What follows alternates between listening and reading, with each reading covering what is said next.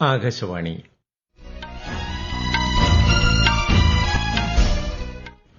നമസ്കാരം. വാർത്തകൾ വായിക്കുന്നത് ഉദയൻ കിളിയന്നൂർ.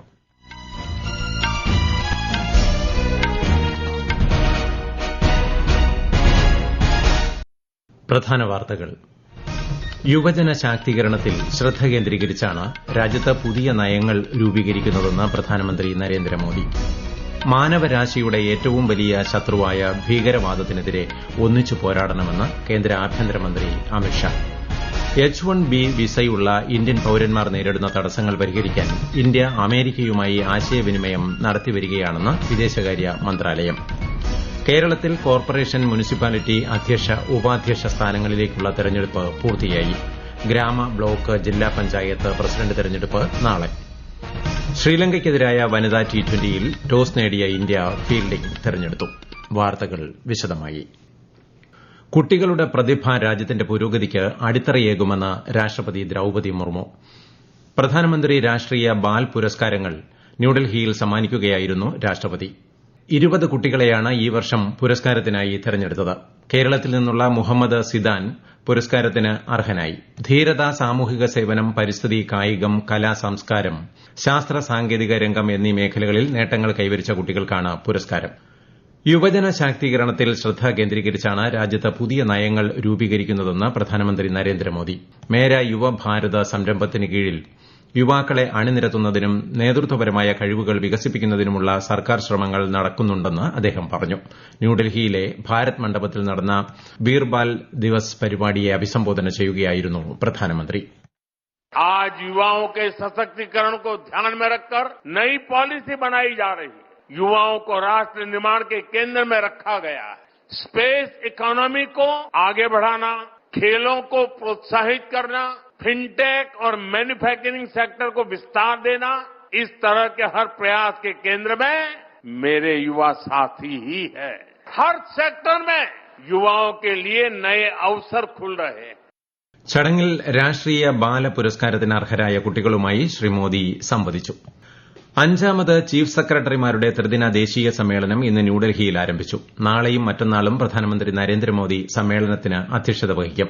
ദേശീയ വികസന മുൻഗണനകളെക്കുറിച്ചുള്ള സംവാദങ്ങളിലൂടെ കേന്ദ്ര സംസ്ഥാന പങ്കാളിത്തം ശക്തിപ്പെടുത്തുന്നതിലൂടെ സുപ്രധാന നാഴികക്കല്ലാണ് സമ്മേളനം. രാജ്യത്തിന്റെ മനുഷ്യ വിഭവശേഷി പരമാവധി പ്രയോജനപ്പെടുത്തുന്നതിനും എല്ലാവരെയും ഉൾക്കൊള്ളുന്നതും ഭാവി വളർച്ച ത്വരിതപ്പെടുത്തുന്നതിനുമുള്ള ഏകീകൃത കർമ്മ പദ്ധതി തയ്യാറാക്കുകയാണ് സമ്മേളനത്തിന്റെ ലക്ഷ്യം.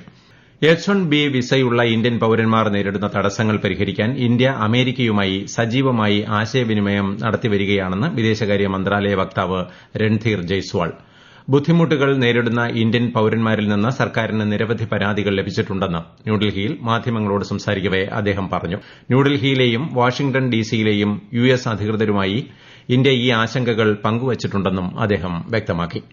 Visa-related issues pertain to the sovereign domain of any country. We have flagged these issues and our concerns of our nationals to the US side, both here in New Delhi and in Washington, D.C. And we hope that these delays and these disruptions will be addressed. On our side, the Government of India remains actively engaged with the US side to address and minimize the disruptions that have been caused to our nationals.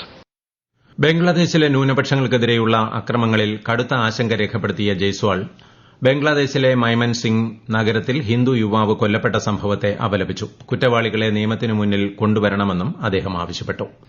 ബംഗ്ലാദേശിലെ ഇടക്കാല സർക്കാർ മതന്യൂനപക്ഷങ്ങൾക്കെതിരെ അതിക്രമങ്ങൾ നടത്തുകയാണെന്ന് മുൻ പ്രധാനമന്ത്രി ഷെയ്ഖ് ഹസീന. മുഹമ്മദ് യൂനിസിന്റെ നേതൃത്വത്തിലുള്ള ഭരണകൂടം നിയമവിരുദ്ധമായാണ് രാജ്യത്തിന്റെ അധികാരം പിടിച്ചെടുത്തതെന്ന് അവർ ആരോപിച്ചു.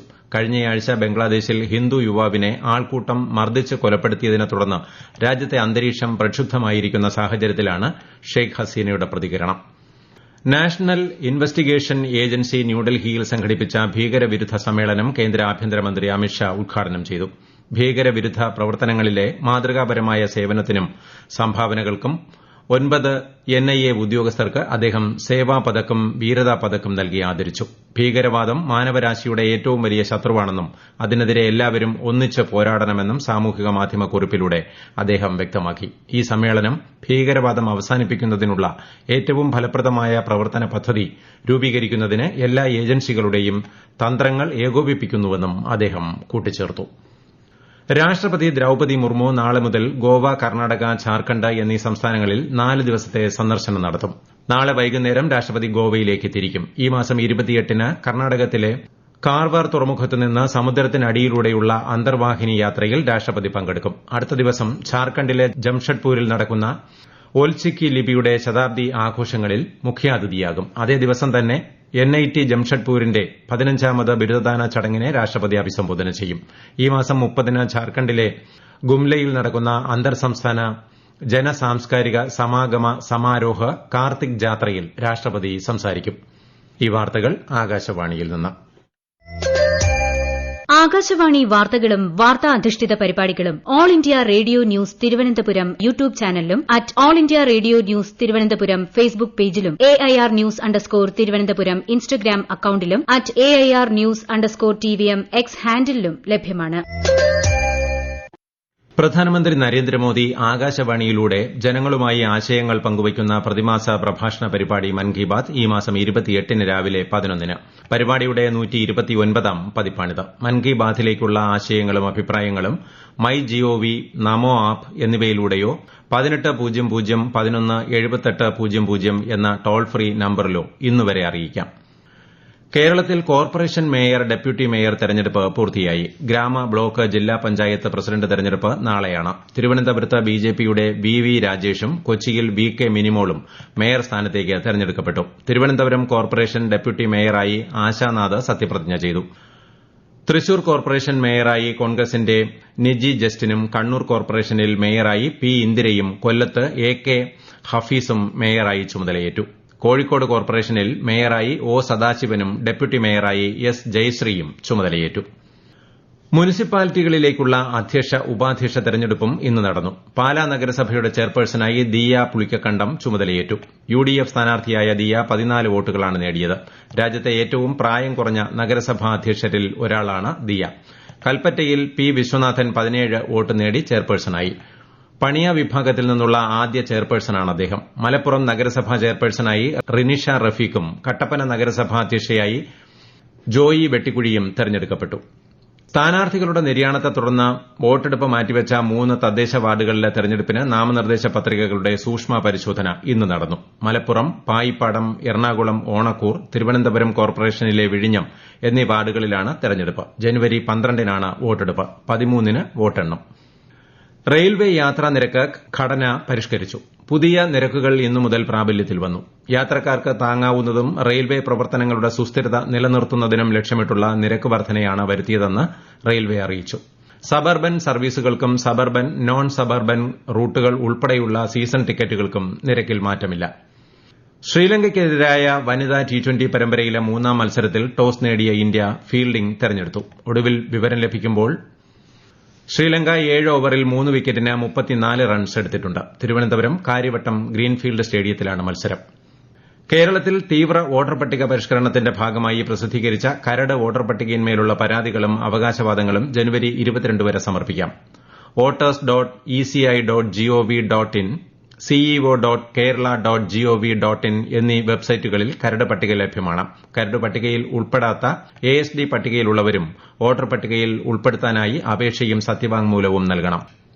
2025-ലെ തീവ്ര വോട്ടർ പട്ടിക പരിഷ്കരണത്തിന്റെ ഭാഗമായി കരട് വോട്ടർ പട്ടികയിൽ വിവിധ കാരണങ്ങളാൽ ഉൾപ്പെടാത്ത അർഹരായവരെ സഹായിക്കാൻ വില്ലേജ് ഓഫീസുകൾ കേന്ദ്രീകരിച്ച് ഹെൽപ്പ് ഡെസ്കുകൾ ആരംഭിക്കുമെന്ന് മുഖ്യമന്ത്രി. പ്രധാന വാർത്തകൾ വീണ്ടും. യുവജന ശാക്തീകരണത്തിൽ ശ്രദ്ധ കേന്ദ്രീകരിച്ചാണ് രാജ്യത്ത് പുതിയ നയങ്ങൾ രൂപീകരിക്കുന്നതെന്ന് പ്രധാനമന്ത്രി നരേന്ദ്രമോദി.